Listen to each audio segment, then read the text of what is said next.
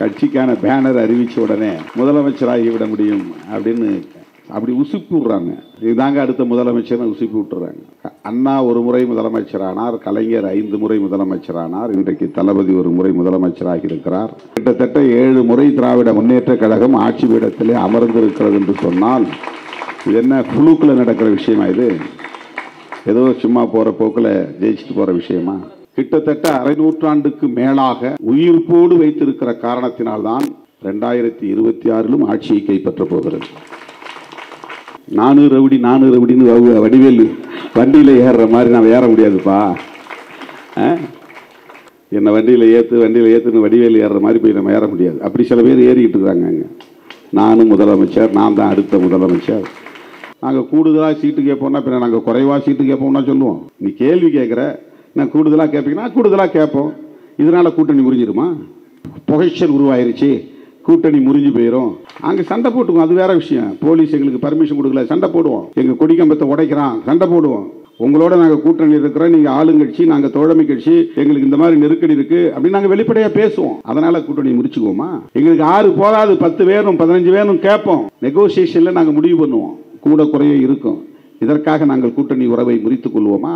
அங்க போனா வாரலாமா, இங்க போனா அல்லலாமா என்று கருதக்கூடியவர்கள் இந்த கூட்டணியில் இல்லை. நாட்டையும் மக்களையும் பாதுகாக்க வேண்டும் என்கிற பார்வை உள்ளவர்கள் ஒன்று சேர்ந்திருக்கிற ஒரு கூட்டணி தான் மதசார்பற்ற முற்போக்கு கூட்டணி. முத்தமிழறிஞர் கலைஞர் அவர்களின் பிறந்த நாள் நிகழ்வை தொடர் நிகழ்வுகளாக 30ஆம் தேதி வரையில், 3ஆம் தேதியிலிருந்து 30ஆம் தேதி வரையில் 28 நாள் நிகழ்வாக ஒருங்கிணைத்து சென்னை கிழக்கு மாவட்டத்தின் சார்பில் வெற்றிகரமாக நடைபெற்றுக் கொண்டிருக்கிறது. இதில் 12வது நாள் நிகழ்வு. இன்றைக்கே 2 நிகழ்வுகள்.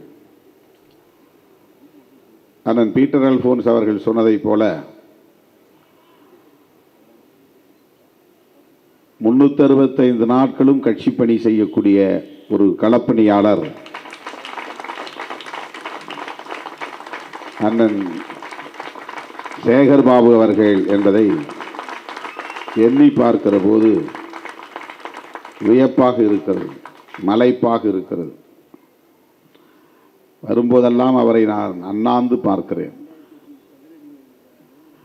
வியந்து பார்க்கிறேன். மாதத்திற்கு ஒரு நிகழ்ச்சி 2 நிகழ்ச்சி நடத்தினால் கூட நமக்கு சோர்வு வந்து விடுகிறது. எல்லோரையும் ஒருங்கிணைப்பது என்பது சாதாரணமான வேலை அல்ல. ஒரு நிகழ்ச்சிக்கு துண்டறிக்கை தயாரிப்பது பெரும் போராட்டம். இந்த துண்டறிக்கை உட்கார்ந்து பார்த்துக்கிட்டு இருந்தேன். ஒரு பேர் விடாமல் எழுதியிருக்கிறாங்க. எவ்வளவு பெயர்கள், நூற்றுக்கணக்கான பெயர்கள்.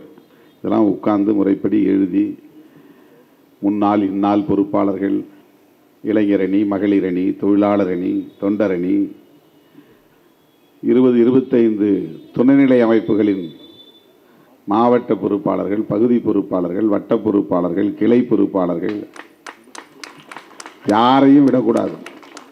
நான் வந்து உட்கார்ந்ததும் பெண்கள் எவ்வளோ பேர் உட்கார்ந்துருக்காங்கன்னு அப்படியே என்னென்ன தோராயமாக முன்வரிசையில் ஒரு 40 பேர் உட்கார்ந்துருக்காங்க. அந்த பகுதியில் ஒரு 30 பேர், 35 பேர். கொஞ்சம் ஒரு 10 நாற்காலி காலியாக இருந்துச்சு. நான் வரும்போது கொஞ்ச நேரத்தில் அதெல்லாம் நிரம்பிருச்சு. பெண்கள் வீட்டு வேலையெல்லாம் முடிச்சுட்டு சாப்பிட்டுட்டு சரியான நேரத்திற்கு மாவட்ட செயலாளர் வந்து விட்டார், நம்முடைய மாவட்டம் வந்து விட்டது, போய் நாம் உட்கார வேண்டும், ஆஜராக வேண்டும், வந்ததும் நம் முகத்தை தேடுவார், நம்மை பார்ப்பார் என்கிற எதிர்பார்ப்போடு இங்கே வந்து எல்லோரும் அமர்வதை என்னால் பார்க்க முடிந்தது. இது சாதாரணமான ஒன்றல்ல. இப்படியெல்லாம் இந்த கழகம் கட்டுக்கோப்பாக இருப்பதால் தான் தொடர்ந்து ஆட்சியிலும் இருக்க முடிகிறது. சும்மா எல்லாரும் ஒரு பேனர் அறிவிச்ச உடனே முதலமைச்சர் ஆகலாம்னு நினைக்கிறாங்க. கட்சிக்கான பேனர் அறிவிச்ச உடனே முதலமைச்சராகிவிட முடியும் அப்படின்னு அப்படி உசுப்பி விடுறாங்க. இதுதாங்க அடுத்த முதலமைச்சர் உசுப்பி விட்டுறாங்க. திமுக தொடர்ந்து அண்ணா ஒரு முறை முதலமைச்சரானார், கலைஞர் 5 முறை முதலமைச்சரானார், இன்றைக்கு தளபதி ஒரு முறை முதலமைச்சராகி இருக்கிறார். கிட்டத்தட்ட 7 முறை திராவிட முன்னேற்ற கழகம் ஆட்சி பீடத்திலே அமர்ந்திருக்கிறது என்று சொன்னால் இது என்ன புழுக்கில் நடக்கிற விஷயமா? இது ஏதோ சும்மா போகிற போக்கில் ஜெயிச்சுட்டு போகிற விஷயமா?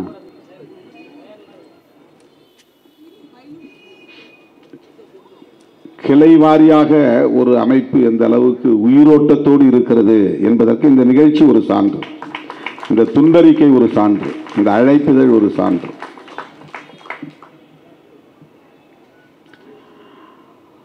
அப்படி இந்த இயக்கத்தை உயிரோட்டத்தோடு வைத்திருப்பதற்கு வலுவான ஆளுமை தேவை. அதற்கு அண்ணன் சேகர் பாபு ஒரு சான்று. நமக்கே போர் அடிச்சு, ஏன்னா டெய்லி நிகழ்ச்சினா எப்படி? அது தினம் நிகழ்ச்சி, அதுவும் ஒரு நாளைக்கு 500 பேருக்கு ஏதாவது உதவிகளும் செய்துக்கிட்டே இருக்கணும். புடவை கொடுக்கணும், குடம் கொடுக்கணும், வேஷ்டி தரணும், பிள்ளைங்களுக்கு சாப்பாடு போடணும், ஆட்டோ ரிக்ஷா கொடுக்கணும். இதுக்கெல்லாம் எப்படி ஆர்கனைஸ் பண்ணுறது? கையில் பணம் இருந்தால் செஞ்சிட முடியாது. பணம் இருக்கிறவங்கள எல்லாராலையும் செய்ய முடியாது. ஒன்று, அதுக்கு மனசு வரணும். ரெண்டாவது அது ஒரு பர்சனாலிட்டி, அது ஒரு லீடர்ஷிப். அது ஒரு நிகழ்ச்சியை வெற்றிகரமாக நடத்தி முடித்து எல்லாரும் ஆளுக்கு ஒரு திசையில் இழுப்பான். முன்னால் ஒரு பக்கம் இழுப்பான், இன்னால் ஒரு பக்கம் இழுப்பான், மூத்தவன் ஒரு பக்கம் இழுப்பான், இளையவன் ஒரு பக்கம் இழுப்பான். பயங்கர பிரச்சனைகள் வரும். எனக்கு அந்த அனுபவம் இருக்குல்ல, அதனால் சொல்கிறேன். படாத பாடுபட வேண்டியிருக்கும். இன்றைக்கி இத்தனை வருஷத்தில் நான் போய் உட்காந்து கம்ப்யூட்டர் சென்டரில் உட்காந்துட்டு பேரெல்லாம் பார்த்து ஒன்று ஒன்றா போட்டு அடிக்கணும். அதுவே கோச்சிக்குவானுங்க, எங்கள் பேரை போடல, உங்கள் பேரை போடல, ஏன் என்னை கூப்பிடல. மேடைக்கு மேடை இந்த மாதிரி எழுதி கொடுத்துருவாங்க. இதெல்லாம் படிக்கலைன்னா அப்புறம் எனக்கு கீழே இறங்கினோடனே சண்டை போடுவாங்க, பிரச்சனை வரும். இப்போ ஒரு கட்சியை நடத்துறதுல எவ்வளவு பிரச்சனைகள் இருக்குது. பொருளாதாரம் இருந்தால் கூட அரசியல்வாதிகள்கிட்ட எவ்வளவு கொட்டினாலும் போய்கிட்டே இருக்கும், சுரங்க மாதிரி. அவ்வளவு செலவு வரும். ஆனால் எல்லாரும் மனம் விட்டு அப்படி செய்ய மாட்டாங்க. அந்த செலவை எதிர்கொள்வது, பொதுமக்களுக்கு உதவி செய்வது, ஏழை எளியவர்களை முடிஞ்ச வரையிலும் திருப்திப்படுத்த முயற்சிப்பது, காலேஜ் நேரத்தில் admission, school admission, hospital admission, என்னென்ன கோரிக்கை. அரசியல்வாதியை பார்த்தாலே அப்படியே ஆப்ளிகேட்டரி மாப்பு சூழ்ந்துவாங்க. வெறும் கோரிக்கை கும்பலாக சூழ்ந்துவாங்க. அவங்களுக்கு வேறு எதுவுமே கண்ணுக்கு முன்னால். இந்த சந்தர்ப்பத்தை விடக்கூடாது. அமைச்சரை பார்த்துட்டோம், உடனே பேப்பரை ரீட்டு, உடனே ஒரு பேப்பரை எடுத்து எழுதி எனக்கு அதை செய் இதை செய், பேப்பரை கொண்டு கொடுத்துருவாங்க. ரெடியாக இருப்பாங்க. அரசியல்வாதி இப்போ எங்கே நின்னாலும் ஒரு 100 அப்ளிகேஷன் வந்துடும், 200 அப்ளிகேஷன் வந்துடும். எல்லா தலைவர்களும் அதை வாங்கி முழுசாக பிரித்து படித்து அதுக்கு ரெஸ்பான்ஸ் பண்ணுறது கிடையாது. வாங்கி பிஏ கையில் கொடுத்துட்டா அவன் எங்கேயே தூக்கி போட்டு போயிடுவான். ஆனால் அதெல்லாம் வாங்கி படித்து அதுக்கு தொடர்புடைய ரெக்கமெண்ட் பண்ணது யாரு? இது திருமாவளவன் கொடுத்துருக்குறாரா, அவர் கூப்பிடுவா, ஃபோனில் போடு, இது முடியும், இது முடியாது, இது முடியாதுண்ணே, அப்புறம் பார்க்கலாண்ணே, அதுக்கு ரெஸ்பான்ஸ் பண்ணுறது. இது அவரை பாராட்டுறதுக்காக நான் சொல்லலை. இது ஒரு வகையான லீடர்ஷிப். இது ஒரு ஆளுமை. என்று இதை ஃபேஸ் பண்ணணும். இதை ஃபேஸ் பண்ண முடியாதவன் டென்ஷன் ஆவான், கத்துவான், கோவப்படுவான், எரிஞ்சு எரிஞ்சு விழுவான். அது எரிஞ்சு எரிஞ்சு விழுறதுக்கு காரணம் எதிரில் வர்றவங்க கிடையாது, அந்த பிரச்சனையை ஃபேஸ் பண்ண முடியாத இயலாமை. அது நிறைய பிரச்சனை வருது, அதை ஃபேஸ் பண்ணுறதுக்கு முடியாது. அது அவனுடைய இயலாமை கோபமாக மாறும். அப்படிலாம் கோபப்படாமல் வரக்கூடிய அனைவரையும் அரவணைப்பது, முடிந்த உதவிகளை செய்வது, உதவி நலத்திட்டங்கள், அதுக்குன்னு நலத்திட்டங்களை ஏற்பாடு செய்து ஆங்காங்கே எவ்வளவு திட்டங்கள் செஞ்சுருக்கிறான். அதை மட்டுமே கின்னஸ் ரெக்கார்டில் வரும். அதை போகணும்னா கின்னஸ் ரெக்கார்டிலே போடலாம். P K. Sekar Babu Guinness record அப்படின்னு போடலாம். இதில் என்ன பெரிய வியப்புன்னா, திமுகவில் சேகர் பாபு ஒருத்தர் தான் இருக்கிறாருன்னு பார்த்தா நூற்றுக்கணக்கான சேகர் பாபுகள் இருக்கிறாங்க. அதுதான் பெரிய ஆச்சரியம். இவரை விட்டுட்டு இன்னொரு மாடு பார்த்தா அவர் வேறு மாதிரி ஸ்டைலில் வேலை செய்கிறாரு. அதுவும் நமக்கு பார்க்குறதுக்கு மலைப்பாக இருக்குது. நான் ஒரு கட்சியை நடத்துகிறேன், நான் இந்த அளவு வியந்து பேசுகிறேன் அப்படின்னு சொன்னால் அது கட்சியை நடத்தும் போது என்னென்ன நெருக்கடிகளை சந்திக்கிறேங்கிறத புரிஞ்சுக்கணும். நீங்கள் எவ்வளவு நெருக்கடிகளை எதிர்கொள்ள வேண்டியிருக்கிறது. அதனால தான் என்னால் இதெல்லாம் உணர முடியுது. இல்லைன்னா இது போகிற போக்கில் ஏதோ செய்கிறாரு, அவர் அமைச்சர், அவர் கையை நீட்டினா அவர் செய்வார், இவர் அப்படிலாம் கிடையாது. ஒரு கை நீட்டிட்டு ஒருத்தன் அப்படிலாம் வேலை செய்ய முடியாது.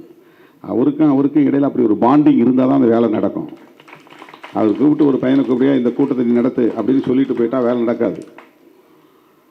அந்த யார்கிட்ட இவர் வேலை வாங்குறாரோ அவருக்கு இவருக்கு இடையில் அப்படி ஒரு அந்யோன்யமான நம்பிக்கைக்குரிய உறவு இருந்தால் மட்டும்தான் அது நிகழும். அவருக்கு இவர் மேலே நம்பிக்கை இருக்கணும், இவருக்கு அவர் மேலே நம்பிக்கை இருக்கணும். அந்த ரிலேஷன்ஷிப்பை மெயின்டைன் பண்ணுறதுக்கு பாருங்கள், உறவை, அதுதான் லீடர்ஷிப். அப்படியெல்லாம் இந்த கட்சியை, கழகத்தை கிட்டத்தட்ட அரை நூற்றாண்டுக்கு மேலாக உயிர்ப்போடு வைத்திருக்கிற காரணத்தினால்தான் 2026 ஆட்சியை கைப்பற்ற போகிறது.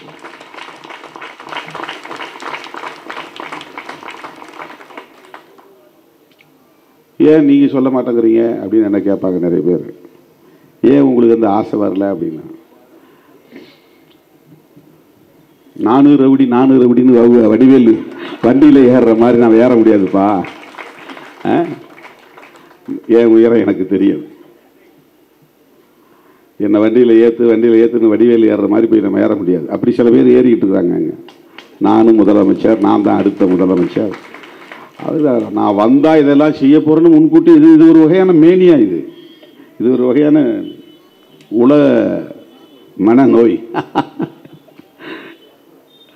அதை கொஞ்சம் மாற்றி சொல்லலான்னு பார்த்தா அண்ணன் கரெக்டாக சொல்கிறாரு. அதாவது ப்ராக்டிக்கலாக முடியாத ஒரு விஷயத்த இவங்களே முடியும்னு கற்பனை பண்ணிக்கிட்டு அதுக்கு கொள்கை அறிக்கையெல்லாம் வெளியிடுவாங்க, செயல் திட்டங்களெல்லாம் வெளியிடுவாங்க, பட்ஜெட்லாம் வெளியிடுவாங்க, அதை பண்ண போகிறோம் இதை பண்ண போகிறோம், அவங்களே அதில் சந்தோஷப்பட்டுவாங்க. இப்போ திமுக இவ்வளவு கட்டுக்கோப்பாக இருந்து எத்தனை தோல்விகளை சந்தித்திருக்கிறது. திராவிட முன்னேற்ற கழகம் எத்தனை நெருக்கடிகளை சந்தித்து நிமிர்ந்து நிற்கிறது என்று பார்க்கிற போது கலைஞர் எப்பேற்பட்ட ஆளுமையாக இருந்திருக்கிறார். இதை நான் பல மேடைகளில் உங்கள்கிட்ட சொல்லியிருக்கிறேன். வேறு யாருக்கும் இவ்வளவு பெரிய நெருக்கடி வந்தது கிடையாது. கலைஞர் முதலமைச்சரான உடன் மிகப்பெரிய ஒரு பிளவை சந்திக்கிறார் எம்ஜிஆர் மூலமாக. எம்ஜிஆர் அப்போ ரொம்ப செல்வாக்கு மிகுந்த திரை கதாநாயகர். அவர் கட்சி விட்டு வெளியே போகும்போது கலைஞர் கதாநாயகர் கிடையாது, கதாநாயகர்களை உருவாக்கிய நாயகர். பல கதாநாயகர்களுக்கு வசனம் எழுதி கொடுத்து புகழை ஈட்டி தந்தவர். ஆனால் அதை எதிர்கொண்டு கட்சியை தூக்கி நிறுத்தினார் 12 ஆண்டுகள் போராட்டத்திற்கு பிறகு.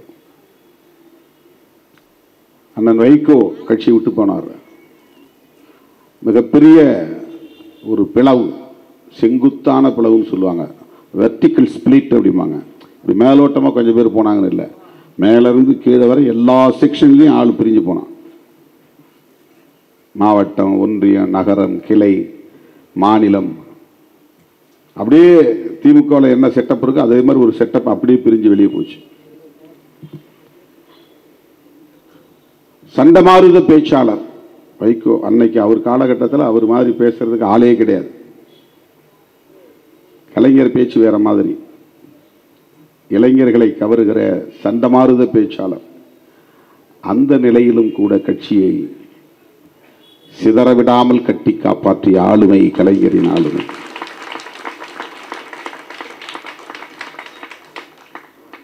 இது இல்லாம 76 விசா, 91 ராஜீவ் படுகொலை, இது ரெண்டும் மிகப்பெரிய சோதனை திராவிட முன்னேற்ற கழகத்திற்கு. 76 மிசாவில் அவர் என்ன பாடுபட்டார், எப்படி இந்த கட்சியை கட்டி காப்பாற்றினார், எப்படி அவர் சாதுரியமாக செயல்பட்டார், அது ஒரு பெரிய வரலாறு. உங்களுக்கு தெரியும், அதை விவரித்து சொல்ல தேவையில்லை.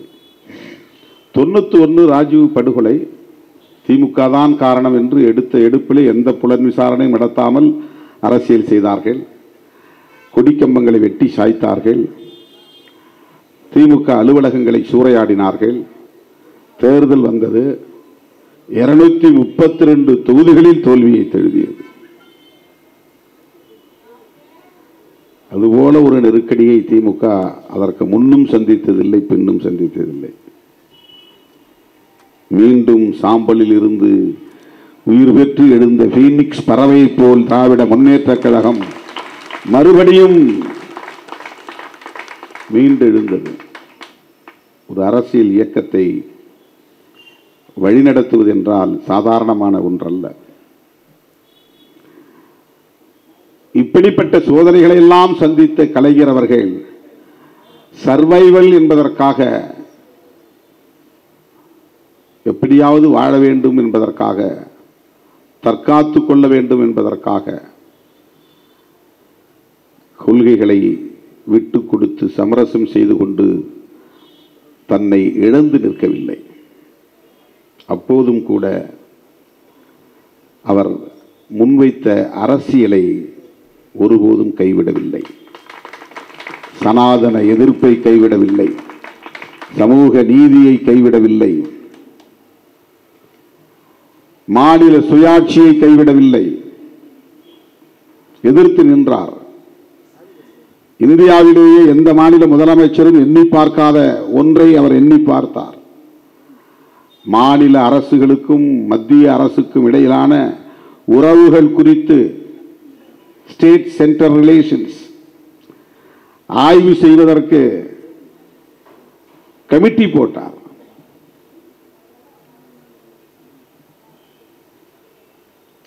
ஜனார்த்தனன் கமிட்டி. எந்த மாநில முதலமைச்சரும் அப்படி சிந்திக்கவில்லை. ஸ்டேட்டுக்கும் சென்டருக்கும் என்னையா ரிலேஷன்ஷிப், கான்ஸ்டிடியூஷன் என்ன சொல்லுது, அதை ஆய்வு பண்ணி எனக்கு ஒரு அறிக்கை கொடு. இந்தியாவிலேயே முதல் ராஜமன்னார், மன்னிக்க வேண்டும், ராஜமன்னார் கமிட்டி, அண்ணன் கரெக்டா சொன்னாங்க. இப்ப அண்மையில இறந்து போனவர் ஜனார்த்தனம், ஒரு பேக்வர்ட் கிளாஸஸ்க்காக போடப்பட்ட கமிட்டி, ராஜமன்னார் குழு.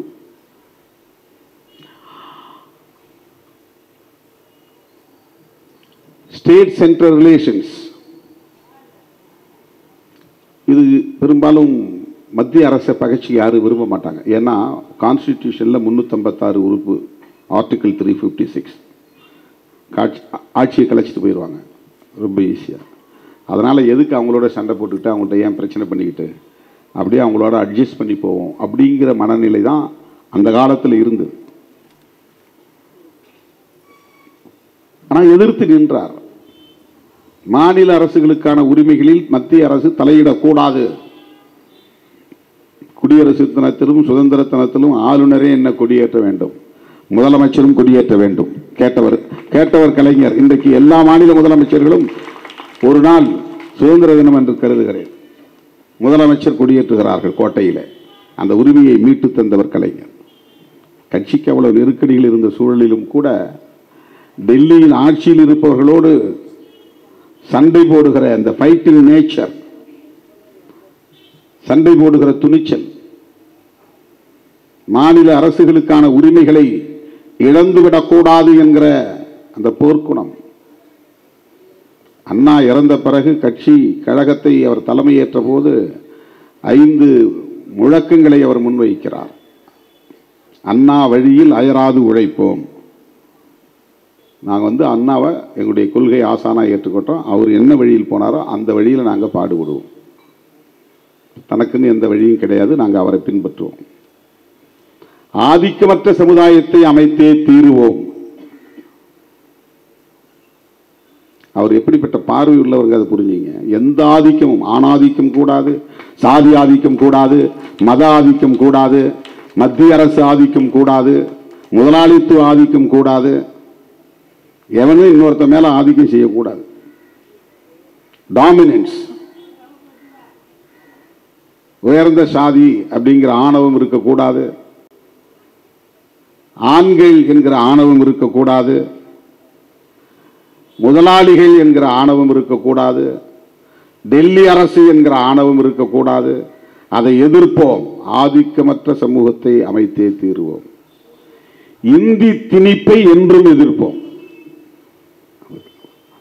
இந்த மொழி சார்ந்த அந்த பார்வை, எங்களுக்கென்று ஒரு மொழி இருக்கு, அது பாரம்பரியம் உள்ள மொழி, தொன்மை வாய்ந்த மொழி, எல்லா வளமும் நிறைந்த மொழி, இலக்கிய வளம் நிறைந்த மொழி, இலக்கண வளம் நிறைந்த மொழி, பிறமொழி சார்பு இல்லாமல் இயங்குகிற, தனித்து இயங்குகிற வல்லமை வாய்ந்த மொழி, பல மொழிகளுக்கு தாய்மொழி. எங்கள் மொழியை சிதைப்பதற்கு நீ இன்னொரு மொழியை எங்கள் மீது திணிக்க முயற்சித்தால் அதை எதிர்ப்போம். இந்தி திணிப்பை என்றும் எதிர்ப்போம். மத்தியில் கூட்டாட்சி, மாநிலத்தில் சுயாட்சி. கலைஞர் எழுதின முழக்கங்கள்ல இதை சொல்றதுதான் சொன்ன. இந்த முழக்கங்களை சொல்லி வந்தேன். அவர் 1969 முதலமைச்சர் ஆகிறார். அண்ணா இறந்த போது அப்ப அவருக்கு 45 வயசு, 44 வயசு. 44 வயதுல முதலமைச்சர் ஆகிறார், கட்சிக்கு தலைவரும் ஆகிறார். கழகத்தினுடைய அமைப்பு விதிகளை எல்லாம் மாற்றுகிறார், கொள்கை முழக்கங்களை வரையறுக்கிறார். அந்த கொள்கை முழக்கங்களை வரையறுக்கிற அந்த நாளிலேயே மத்தியில் கூட்டாட்சி, மாநிலத்தில் சுயாட்சி என்று சொன்னவர் முத்தமிழறிஞர் கலைஞர்.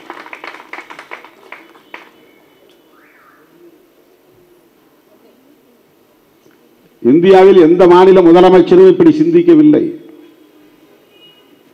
அப்ப காங்கிரஸ் மேல டெல்லியில இருந்துச்சு, கீழவும் டெல்லியில மாநிலங்கள்ல காங்கிரஸ் நிறைய மாநிலங்கள் ஆட்சி நடத்திட்டு இருந்தாங்க. அதனால அவங்களுக்கு அப்படி சிந்திக்க தோணாது. அதன் பிறகு மெல்ல மெல்ல மாநில கட்சிகள் வளர்ந்தன. வேற கட்சிகள், காங்கிரஸ் அல்லாத கட்சிகள். காங்கிரஸ் அல்லாத கட்சிகள் வளர்ச்சி அடைந்து ஆட்சியை கைப்பற்றிய சூழலிலும் கூட மாநிலத்திற்கு சுயாட்சி வேண்டும் என்று கேட்கவில்லை. தன்னாட்சி அல்லது சுயாட்சி. சுயம்னா வடமொழி, அதனால தன்னாட்சின்னு சொல்லுவாங்க. கலைஞரிடத்திலே மேலோங்கி இருந்தது என்பதை நாம் உணர வேண்டும். நான் திரும்ப திரும்ப சிந்தித்து பார்த்து வியப்படைவது ஒன்று என்னவென்றால், இந்தியா முழுவதும் எல்லா சமூகங்களை சார்ந்தவர்களும் ஒரே கிராமத்தில் வாழ்வதை விட்டு ஒரு சாதியை மட்டும் தனியே வைக்கிற ஒரு வாழ்க்கை முறை இங்கே உருவாகி இருக்கிறது. ஒரு கிராமத்தில் 10 சாதிகள் இருக்கின்றன என்றால் 8-9 சாதிகள் ஒரு தெருவிலும், அதுக்கு ஊர். ஒரு சாதியை மட்டும் சேரி என்று தனியே, ஒரே கிராமம், ஆனால் 2 வாழிடம், 2 ஹேபிடேஷன், 2 வாழிடம். இது எப்படி உருவானது? யார் இதை டிசைன் செய்தது? எப்படி இந்தியா முழுவதும் இதை இம்ப்ளிமெண்ட், நடைமுறை செய்தார்கள், நடைமுறைப்படுத்தினார்கள்? இன்னைக்கு நீங்க கிராமத்துக்கு போனா, ஒரு கிராமம் அப்படின்னா அந்த கிராமம் ஒரே பேரா இருக்காது. இது காலனியும்பா, இல்லை நான் சேரியும்பா, இல்லைன்னா ஏதாவது ஒரு பேர் சொல்லுவேன். அதுதான் ஊர், இது ஊர் இல்லை. இதை 2ஐயும் ஒன்னாக்க முடியாது. ஆனா இந்த மக்களை 2 பேரும் ஒன்னாக்க முடியும். எவ்வளவு ஆழமாக இதை பற்றி அவர் சிந்தித்திருந்தால், அவர் உள்ளுக்குள் பெரியாரியத்தை உள்வாங்கி இருந்தால், அண்ணாவை உள்வாங்கி இருந்தால், இதை சிந்தித்து ஒரு திட்டம் கொண்டு வந்தார். அதுதான் பெரியார் நினைவு சமத்துவபுரம் திட்டம்.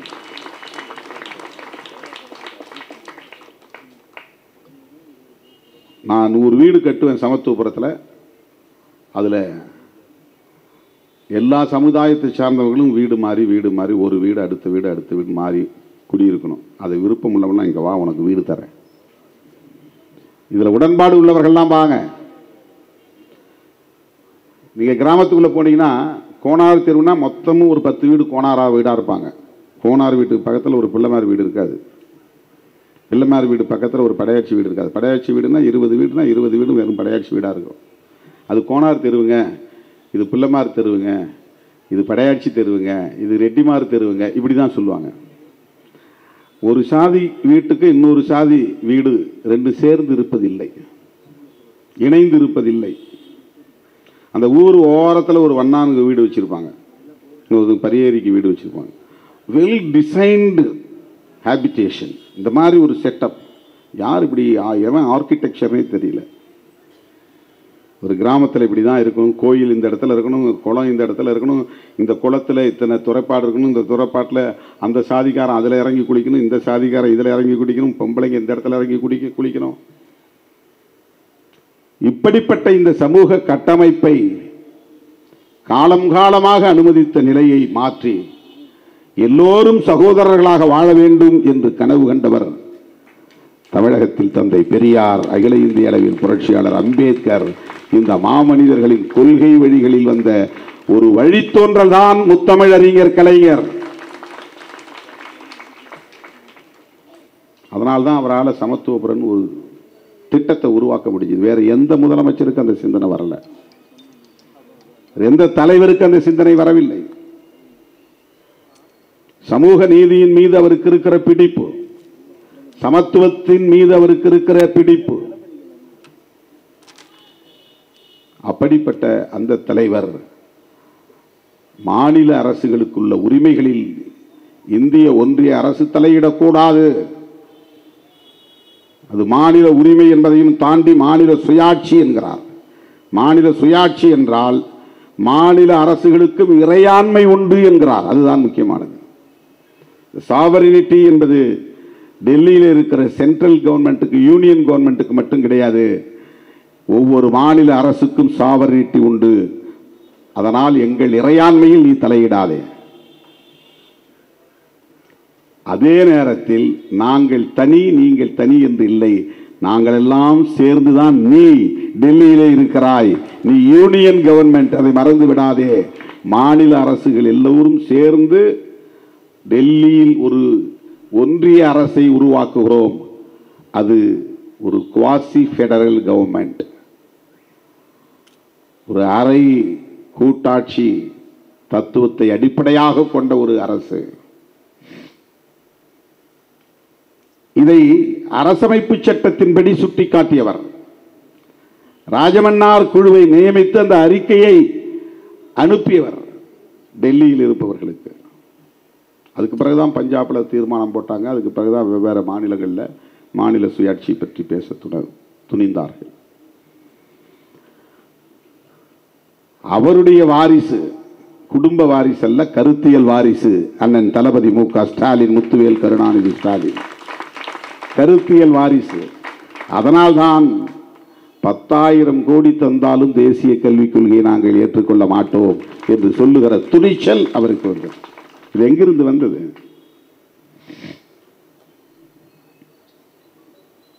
அவருடைய முத்தமிழறிஞர் கலைஞரின் பிள்ளை என்பதை விட அவருடைய கருத்தியல் வாரிசு. அவர் என்ன ஐடியாலஜி பேசினாரோ அந்த ஐடியாலஜி அவர் உள்வாங்கி இருக்கிறார்.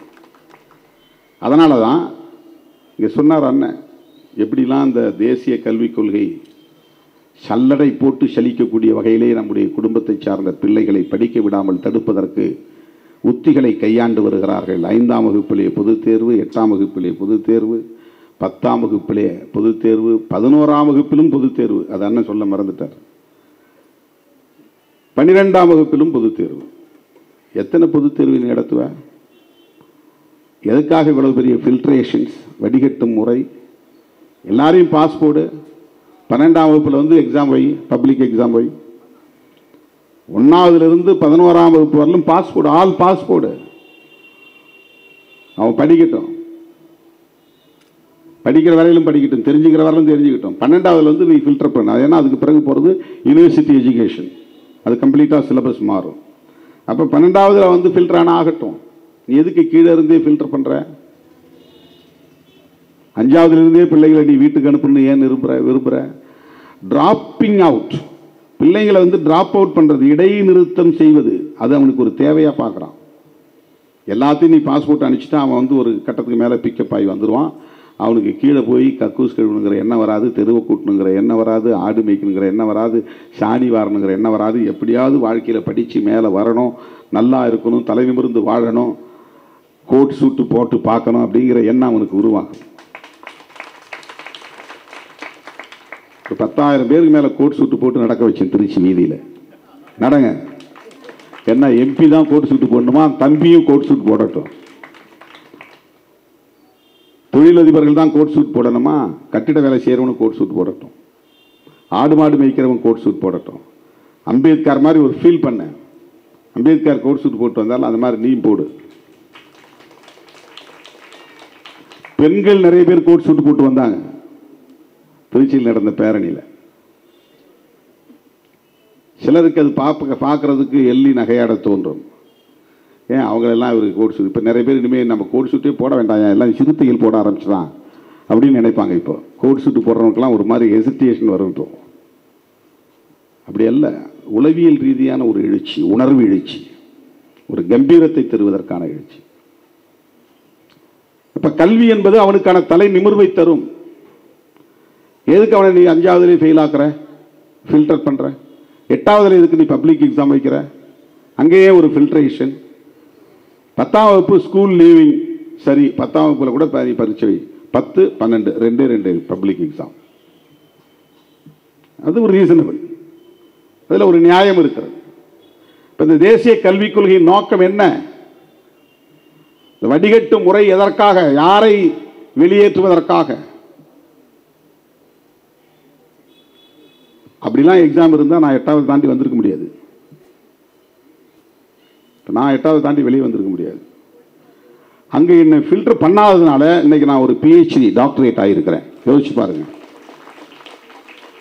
அங்கே ஃபில்டர் பண்ணியிருந்தா நானும் எங்கள் அப்பா அம்மா மாதிரி யாருக்கும் மாடு மேய்க்க போயிருப்பேன், சாணி வார போயிருப்பேன்.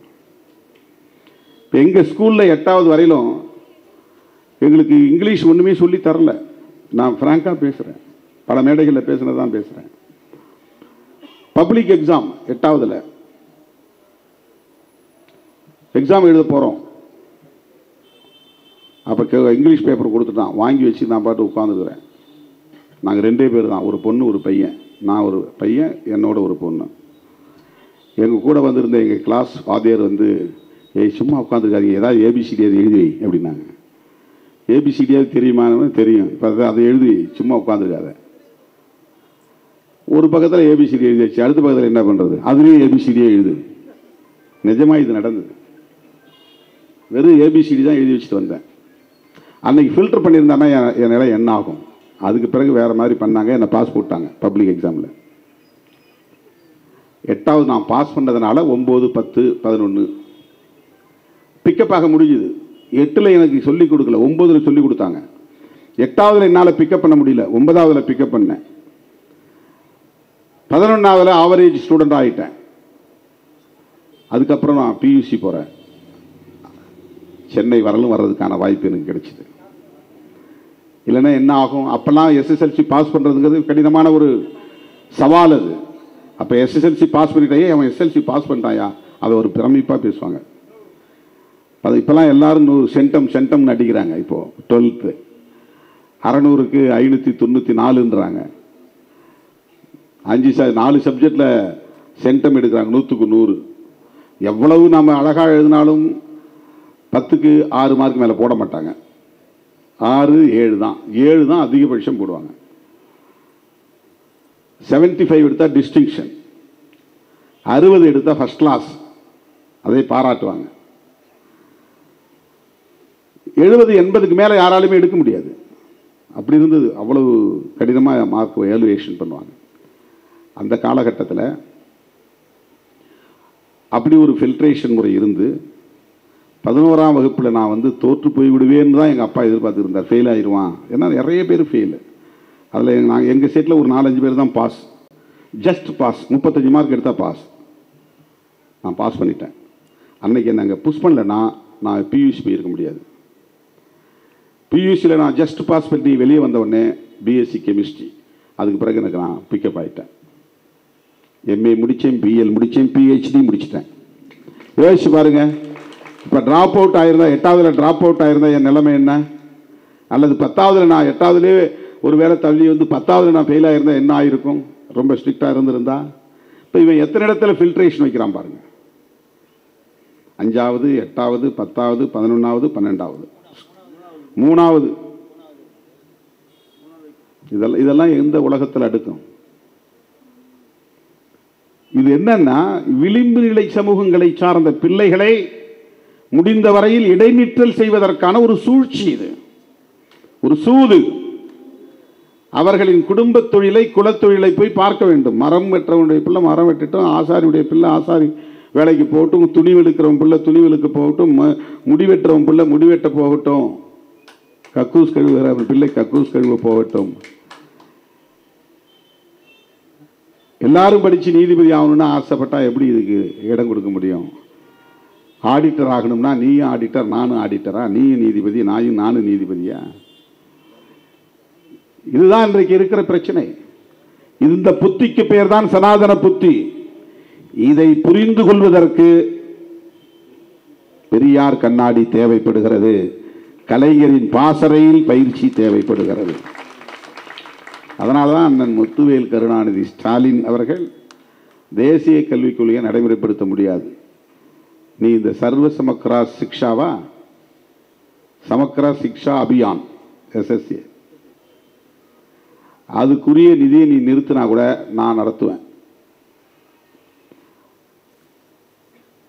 உங்ககிட்ட நிதி வாங்காமலே நான் எல்லா பிள்ளைகளுக்கும் மாதம் பணம் கொடுக்குறேன், பெண் குழந்தைகளுக்கு பணம் கொடுக்குறேன், மகளிர் உரிமை தொகை கொடுக்குறேன், 14,000 கோடி அதுக்கு நான் ஒதுக்குறேன்.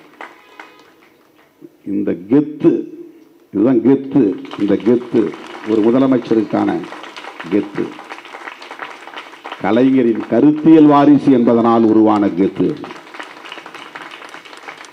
மாநில அரசுகளுக்கான உரிமைகளில் தலையிடாதே என்று எச்சரிக்கிற துணிச்சல், தீர்மானம் நிறைவேற்றுகிற துணிச்சல். நீ ஆளுநராக இருக்கலாம். ஒரு காலத்தில் ஆளுநரை கண்டு நாங்கள் நடுங்கினது உண்டு. எழுச்சி வெளியே போகிறத வெளியே போ. எழுதி கொடுக்குற உரையில் நீ விட்டுட்டு படிப்ப. அந்த இடத்துல அம்பேத்கர் இருந்தால் படிக்க மாட்டேன், பெரியார் இருந்தால் படிக்க மாட்டேன், தமிழ் இருந்தால் படிக்க மாட்டேன், சமூக நீதி இருந்தால் படிக்க மாட்டேன், பெண் உரிமை இருந்தால் படிக்க மாட்டேன்னா, நான் இந்த மண்ணை அப்படி தான் வளர்த்து வச்சிருக்கிறேன். இங்கே இந்த சொற்களே உன்னால் உச்சரிக்க முடியாது என்றால் எழுந்து வெளியே போ.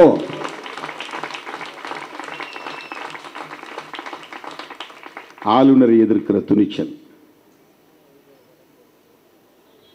அண்ணா கேட்டார், ஆட்டுக்கு தாடியும் நாட்டுக்கு ஆளுநரும் தேவையான்னு. அப்படிதானே?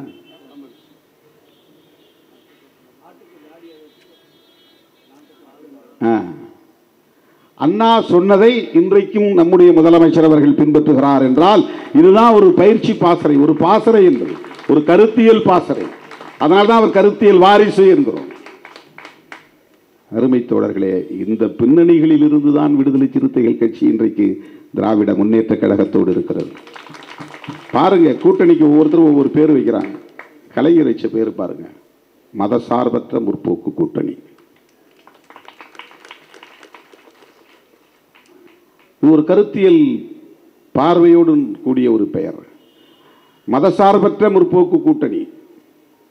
இந்த நாடு மதசார்பற்ற நாடாக இருக்க வேண்டும், இந்த அரசு மதசார்பற்ற அரசாக இருக்க வேண்டும். அந்த கொள்கையில் நாங்கள் உறுதியாக இருக்கிறோம். எங்கள் கூட்டணி அந்த கருத்தை அடிப்படையாக கொண்டு உருவாகி இருக்கிற கூட்டணி. அந்த மதசார்பின்மைக்கு நாங்கள் முன்னுரிமை கொடுப்போம், முக்கியத்துவம் கொடுப்போம். அந்த உணர்வு உள்ளவங்களாம் எங்க கூட வாங்க. அதான் அந்த கூட்டணிக்கு பெயரே. அந்த கூட்டணிக்கு பெயரே அதுதான்.